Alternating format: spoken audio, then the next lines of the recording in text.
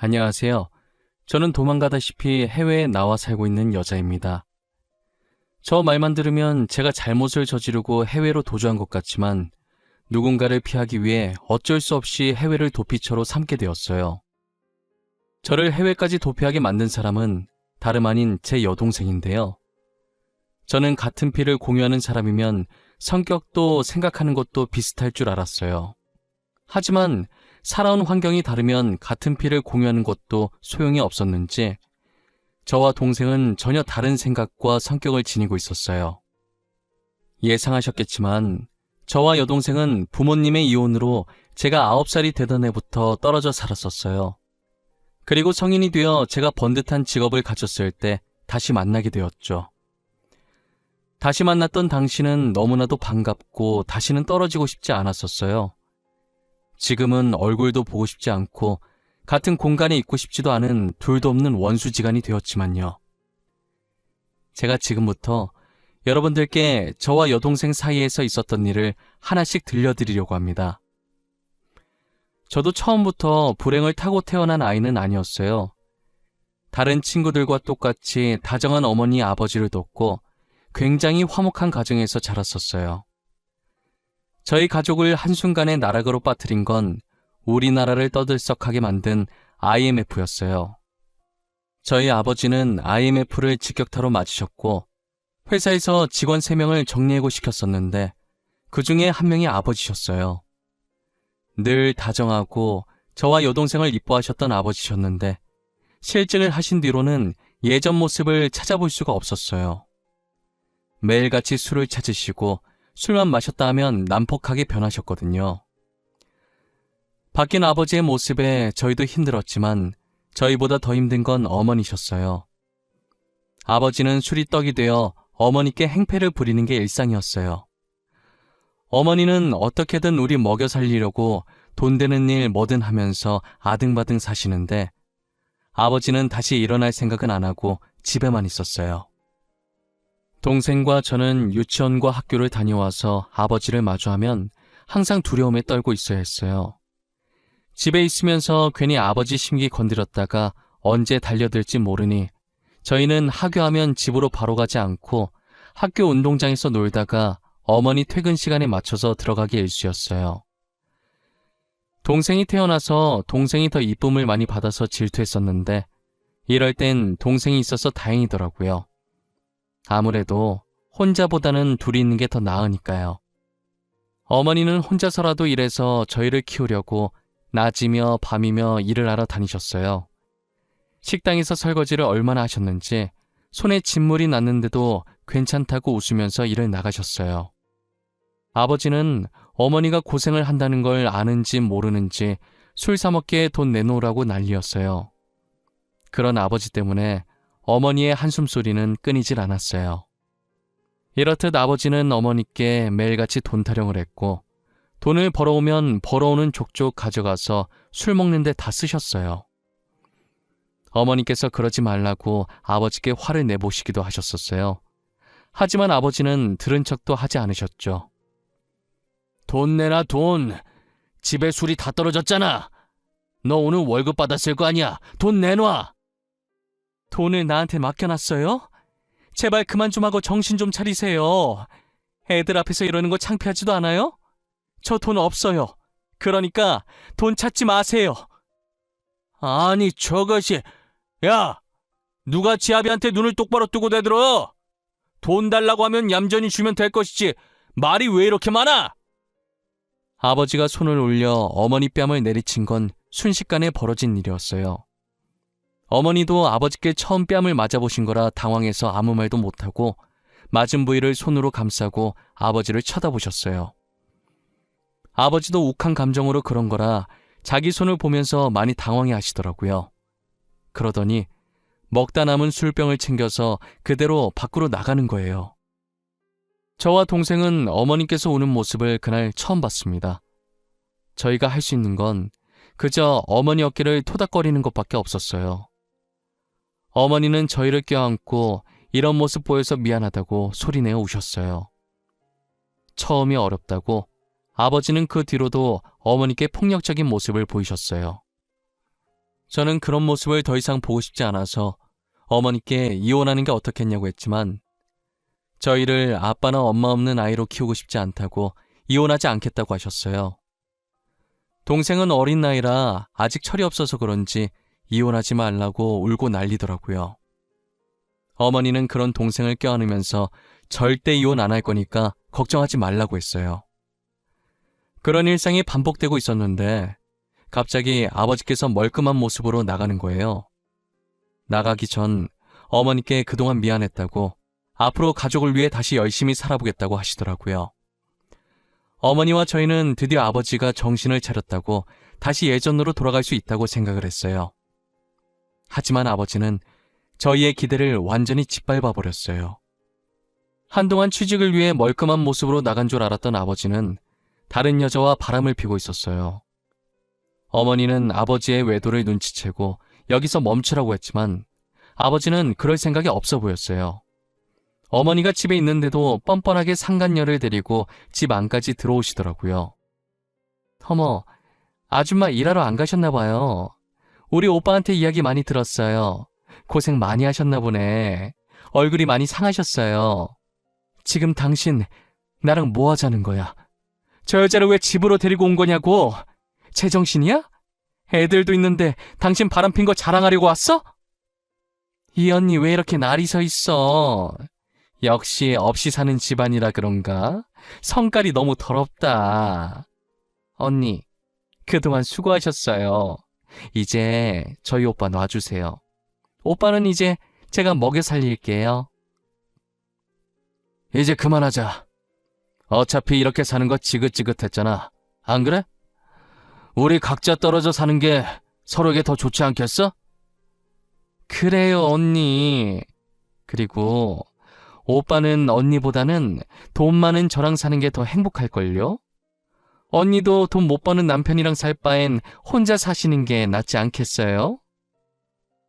아버지의 상간녀는 뻔뻔하게 저희 집에 온 것도 모자라서 어머니를 무시하기 바빴어요. 아버지는 매일 술만 마시는 백수 주제에 어디서 저런 부잣집 여자를 만나셨는지 능력도 좋았어요. 상간녀는 쉬지 않고 입을 놀렸고 이제 자기가 아버지 부인이니 어머니한테 저를 데리고 이 집에서 나가라고 하더라고요.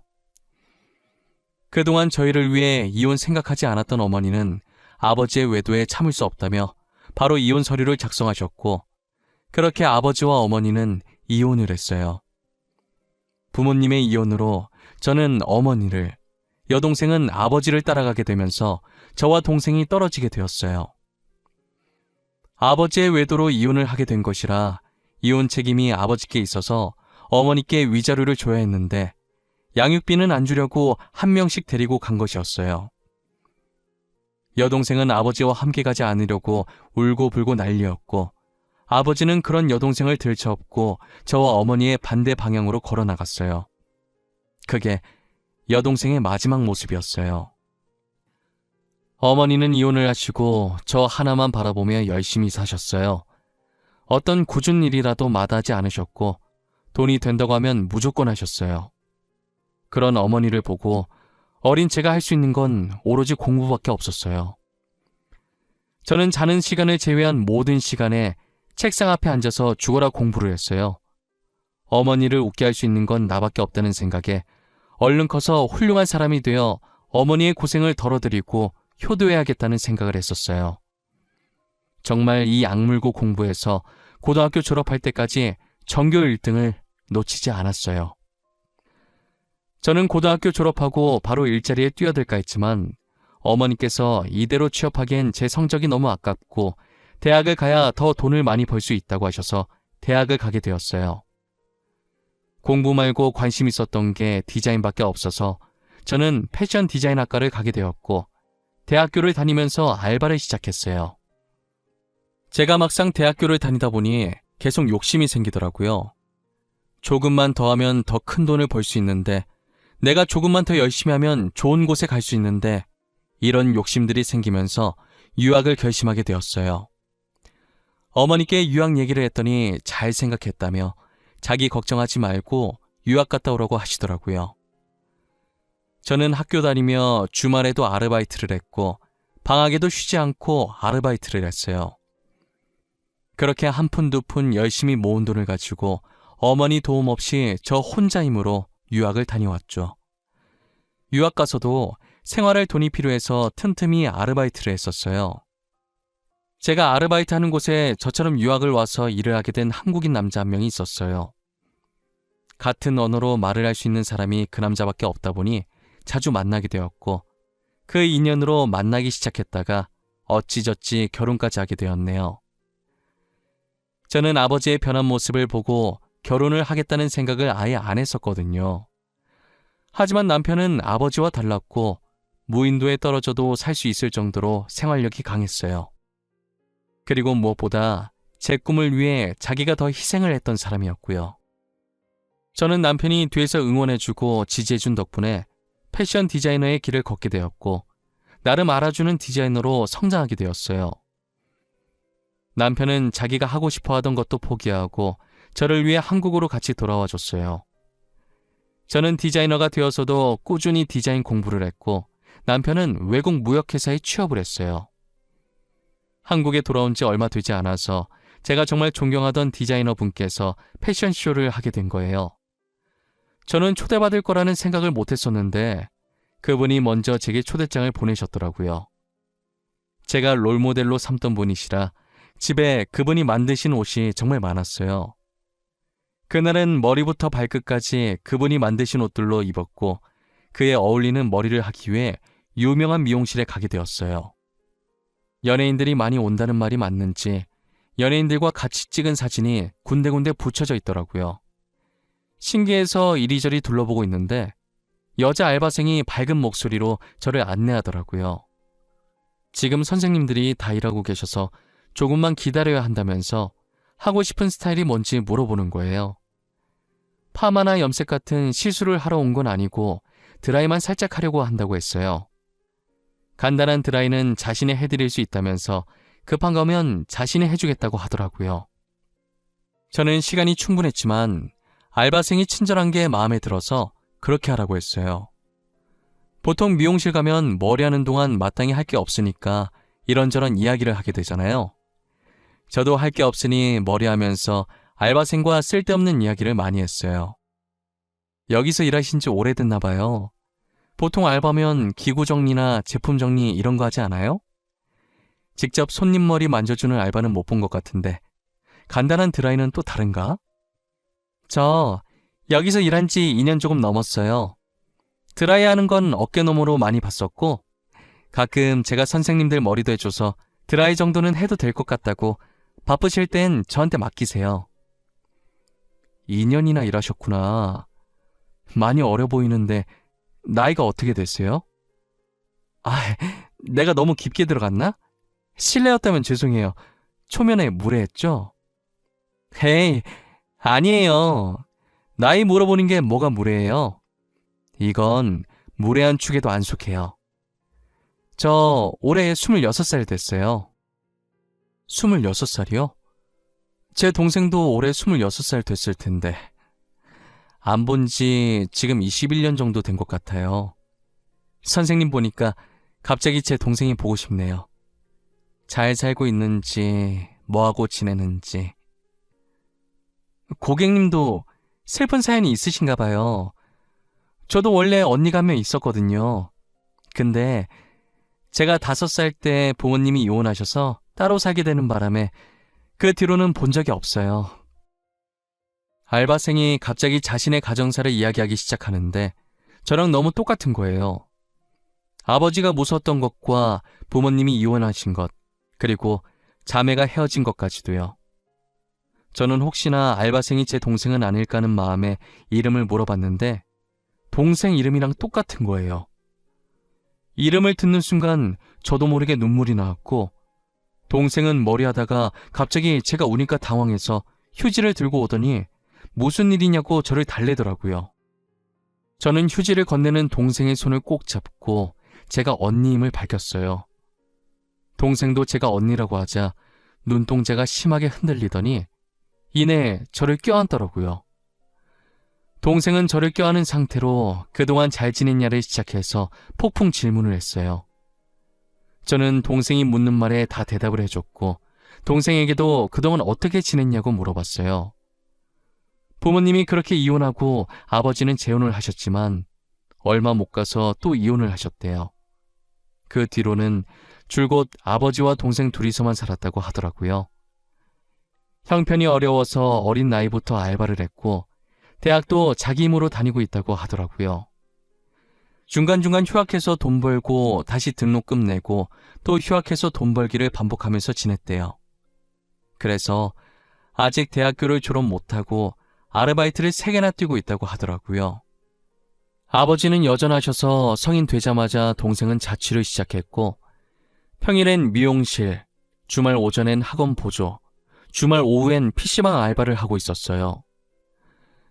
저는 이렇게 잘 살고 패션쇼 가려고 머리하러 왔는데 동생은 이렇게 힘들게 사는 모습을 보니 너무 안쓰럽고 그래도 밝게 잘 자라줘서 기특하기도 했어요.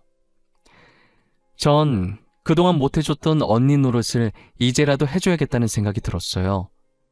그날 저는 미용실을 나오기 전에 동생과 번호를 교환했고 그 뒤로 자주 만났어요. 오랜만에 어머니와도 인사시켜 주었고 제가 항상 남편과 붙어 있어서 남편과도 자주 만났어요. 저와 남편은 동생의 미래를 응원해줬고 이제 일 좀 줄이고 편하게 살라고 등록금도 대신 내줬어요. 자취하는 동생 끼니 거를까봐 저희가 가서 같이 저녁을 만들어서 먹이고 그랬어요. 저희 3명은 못해도 일주일에 2번씩은 꼬박꼬박 만났던 것 같아요. 동생은 이제 어느 정도 편해졌는지 가끔 괜히 어리광도 부리고 그랬어요. 저희한테 기대고 어리광 부릴 만큼 동생이 많이 편해졌다는 생각이 들어서 좋았어요. 그동안 투정도 부리고 싶었을 텐데 지금이라도 동생이 하고 싶은 거 다 해주고 싶었어요. 평소처럼 3명이 모여서 밥을 먹고 있었는데 동생이 미용사 자격증을 따고 싶다고 하더라고요. 자격증이 있으면 지금 다니고 있는 미용실에서 계속 일을 할 수 있을 것 같다면서요. 언니, 나 미용사 자격증 따고 싶어. 언제까지나 알바 신분으로 있을 순 없잖아. 손님들이랑 수다 떠는 것도 재밌고 선생님들도 좋으신 분들이라 지금 미용실 계속 다니고 싶어. 그래? 그럼 따면 되지 뭐가 걱정이야. 너 저번에 내 머리 해주는 거 보니까 어깨 넘어 배운 것 치곤 잘하던데? 제대로 배우면 더 잘할 것 같아. 뭐가 걱정이긴. 당연히 돈이 걱정이지. 지금 알바에서 번 돈으로는 월세 나가고 생활비 했으면 빠듯해서 자격증 딸 돈이 없어. 수강료도 수강료지만 재료비로 많이 나와서. 그래서 그렇게 주눅 들어 있었던 거야? 학원 내가 등록해 줄게. 그리고 재료비 걱정하지 마. 그것도 내가 내줄 테니까. 동생 힘들다는데 돈 버는 언니가 나서줘야지. 안 그래? 저는 동생이 돈 없어서 주눅 들어있는 모습이 보기 싫었어요. 늘 당당한 동생인데 항상 돈 얘기만 나오면 어깨가 축 처져 있거든요. 언제나 당당하고 자신감 넘치는 모습으로 살아주길 바랐어요. 그래서 미용사 자격증 따고 싶다는 동생의 말에 한치의 망설임도 없이 수강료와 재료비까지 해서 400만 원을 기꺼이 동생에게 줬어요. 동생은 열심히 미용사 자격증 공부를 하는 것 같았는데 좀처럼 합격 소식이 들려오질 않더라고요. 저와 남편은 혹시라도 동생이 기죽고 하고 싶은 걸 못하고 포기할까봐 절대 포기하지 말라고 노력은 배신하지 않는다면서 끝까지 해보라고 격려와 위로를 아끼지 않았어요. 동생은 합격이 되질 않으니 이 길이 아니라고 생각했는지 갑자기 필라테스를 하고 싶다고 하더라고요. 요즘 자기 주변 친구들 다 하고 있다면서 돈 많이 버는 것 같다고 자기도 배우고 싶다는 거예요. 언니, 아무래도 미용은 나랑 아닌가 봐. 이만큼 했으면 안 되는 거야. 그래서 포기하려고. 그래서 말인데 나 필라테스 자격증 따고 싶어. 요즘은 필라테스가 유행이래. 좋아야 하는 거지. 유행이라고 다 따라가면 어떡해. 확실히 필라테스가 하고 싶은 거야? 당연하지. 나 너무 하고 싶어. 내 친구들도 이미 다 하고 있다더라고. 나도 몰랐는데 그게 그렇게 돈을 많이 번대. 그래서 나도 한번 해보려고. 언니가 나 좀 도와줘, 응? 그래, 알겠어. 네가 이렇게 나한테 부탁한 적이 없는데 얼마나 하고 싶으면 부탁을 다 하겠어. 그건 알아둬야 한다. 내가 자세 교정한다고 필라테스 다녀봐서 아는데 필라테스 만만하게 볼 거 아니야. 당연하지. 나 마음의 준비 다 했어. 진짜 잘할 수 있어. 언니가 나한테 투자한 거 아깝지 않게 엄청 열심히 할 거야. 자격증 따서 학원 운영하게 되면 내가 언니는 공짜로 받게 해줄게. 자신만만한 동생을 보니 이번엔 제대로 할 수 있을 것 같다는 생각에 돈을 줬어요. 몰랐는데 필라테스 자격증 따는데 최소 200만 원에 많게는 1000만 원까지 들더라고요. 저는 큰 마음을 먹고 더 많은 걸 배우라고 800만 원을 동생에게 보내줬어요.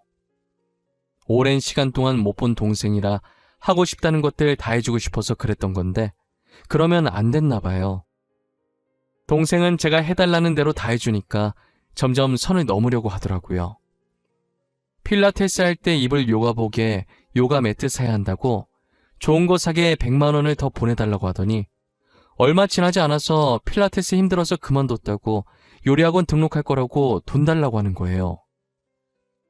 저는 계속되는 요구에 보내줘야 하나 말아야 하나 하다가 이번이 마지막이라고 하고 돈을 보내줬어요. 돈을 보내준 뒤로 저도 갑자기 디자인 의뢰가 들어와서 바빠지는 바람에 동생을 보지 못했어요. 작업에 들어가면 외부에서 연락 올 곳이 많아서 동생에게 따로 연락할 시간도 없어요. 그래서 가끔 남편을 보내서 동생 잘 지내는지 확인을 부탁해서 안부를 듣는 게 다였어요. 한동안은 계속 콜라보 작업이다 뭐다 해서 일이 많이 들어와서 동생 머리카락도 못 봤어요. 그러다 남편이 되게 진지한 표정을 짓고선 저를 부르더라고요. 너무 진지하게 할 얘기 있다길래 잘못한 것도 없지만 괜히 겁을 먹었어요. 슬금슬금 남편 앞으로 가니까 남편은 되게 난처하다는 듯 제게 자신의 휴대폰을 들이미는 거예요. 갑자기 들이미는 휴대폰에 이게 뭐냐고 눈짓했고 남편은 일단 한번 보라고 하더라고요. 저는 남편의 폰을 받아들었고 화면에 떠있는 메시지 창을 읽었어요. 이상한 사진과 함께 어떤 여자가 남편한테 오빠 오빠 하면서 문자를 보냈더라고요. 남편은 답장한 게 없길래 더 있나 싶어서 위로 올려보니 이런 문자를 보낸 게 한두 번이 아니더군요. 누가 이딴 걸 남편한테 보낸 건지 보려고 문자창에 떠있는 번호를 봤는데 처제라고 저장되어 있는 걸 보니 제 여동생인 거예요. 언제부터 문자 온 거냐고 했더니 제가 한참 일하느라 동생을 못 챙겼을 때부터라고 하더라고요. 남편은 제가 시키는 대로 동생 챙겨주러 간 것뿐인데 동생은 혼자 착각을 하고 남편에게 흑심을 품고 어떻게 해보려고 사랑 가득한 말과 함께 자신의 이상한 사진을 보냈던 것이었어요. 아마도 남편을 꼬실 겸 제가 이걸 보고 오해를 해서 남편과 헤어지길 바랐겠죠. 저는 이걸 가만히 두면 안 되겠다는 생각을 했고 남편 휴대폰을 들고 곧바로 동생의 집으로 갔어요. 당시 제가 무슨 정신으로 운전을 했는지도 모르겠고 도착해보니 15분 걸릴 거리를 9분 만에 왔더라고요. 차에서 내리자마자 엘리베이터 기다릴 여유도 없이 계단으로 동생 층수까지 뛰어 올라갔어요. 저는 동생 집 비밀번호를 누르고 문을 열자마자 동생 머리채를 잡고 따졌어요. 이 기집애 진짜 미친 거 아니야? 감히 언니 남편을 꼬시려고 해? 네가 지금 제정신이야? 내가 지금까지 너한테 어떻게 했는데 사람 뒤통수를 이렇게 치고 있어? 이거 놔! 내가 꼬신 게 아니라 형부도 나를 좋아했어. 진심으로 사랑했다고. 우리 사랑을 방해한 건 언니야. 언니 때문에 형부가 나한테 못 온 거라고. 네가 일방적으로 한 게 뭐가 사랑이야. 내가 네가 보낸 문자 안 본 줄 알아? 자, 여기 있다. 네가 보낸 문자. 너만 주구장창 보냈지. 우리 그이는 답장한 거 하나도 없어. 안 보여? 답장을 안 보낸 게 아니라 언니 때문에 못 보냈겠지. 상혁 오빠, 나 진짜 좋아해. 언니가 아니라 나를 좋아한다고. 언니는 가진 것도 많으면서 욕심이 왜 이렇게 많아? 상혁 오빠, 나한테 내놔! 망상도 병이라더니 너를 보니까 그 말이 딱 이해가 간다. 불쌍한 것. 너는 평생 망상이 나면서 한심하게 살아. 그동안 내가 너한테 준 게 아깝다. 저는 잡고 있던 동생 머리채를 내동댕이 쳤어요. 동생은 자신의 머리를 부여잡고 빠진 머리카락을 보면서 울고 있었고, 저는 분이 덜 풀려서 허리에 손을 얹고 씩씩거리고 있었어요. 그러다가 숨을 고르면서 동생 집안을 둘러보게 되었는데 곳곳에 명품 가방들이 있더라고요. 잠깐 세어봤는데 제 눈에 보이는 것만 좋게 8개는 되어 보이는 거예요. 그 순간 제가 이제껏 동생에게 자격증 따라고 줬던 돈이 정말 자격증 따는 데 쓴 게 맞는지 의심이 들기 시작하는 거예요. 저는 제일 가까운 곳에 있던 명품 가방을 들어보이자 동생이 엄청 당황해 하더라고요. 네가 돈이 어디 있어서 이런 명품 가방을 사? 너 설마 내가 생각하는 그런 거 아니지? 이거 내 돈으로 산 거야? 자격증 따라고 줬던 돈으로 산 거냐고! 내가 그 돈으로 사든 말든 언니가 무슨 상관이야? 나한테 주는 순간부터 내 돈 아니야? 내가 내 돈으로 사겠다는데 뭐가 문젠데? 내가 언니한테 돈 뺏은 거 아니잖아. 언니가 준 거잖아. 아빠 밑에서 불쌍하게 큰 것 같아서 해달라는 거 다 해줬더니 뭐가 어쩌고 저쩌지? 이게 진짜 간이 배 밖으로 나왔나? 네가 지금 은혜를 이딴 식으로 갚아? 언니가 좋다고 준 돈이었잖아. 나한테 이제껏 못해준 거 다 해주고 싶다고 준 거 아니었어?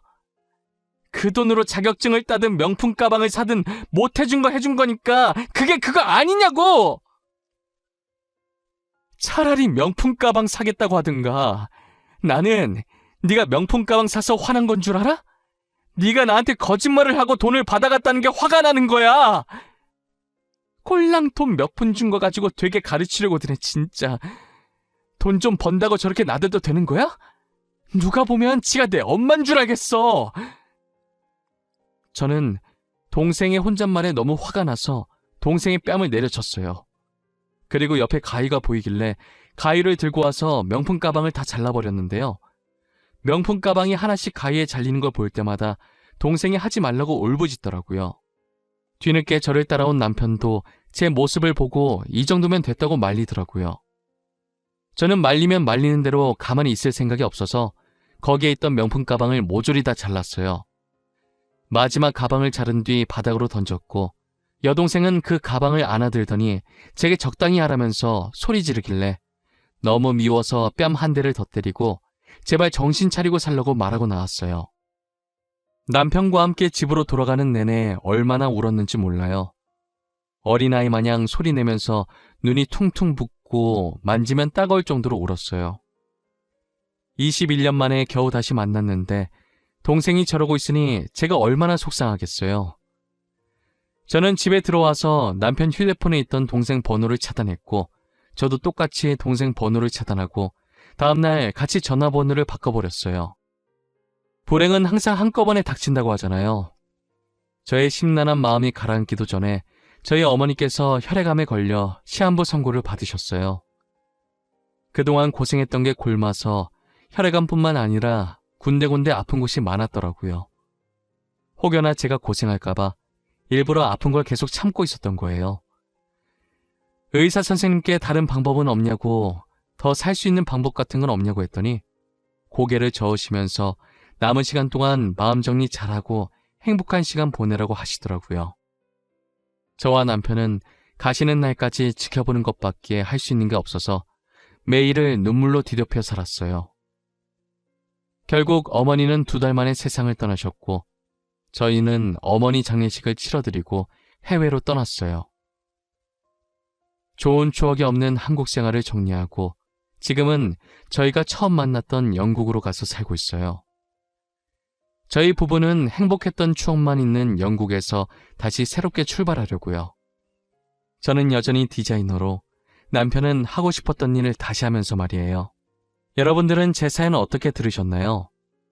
제가 동생과 연을 끊은 게 잘한 행동이었다는 생각이 드시나요? 여러분들도 끊어야 할 인연이라면 저처럼 가차없이 끊으시길 바랄게요. 바뀔 걸 기대하고 잡고 있어봤자 달라지는 건 아무것도 없더라고요. 지금까지 제 사연 들어주셔서 너무 감사하고 절대 무슨 일 있어도 후회할 행동은 절대 하지 않았으면 좋겠습니다.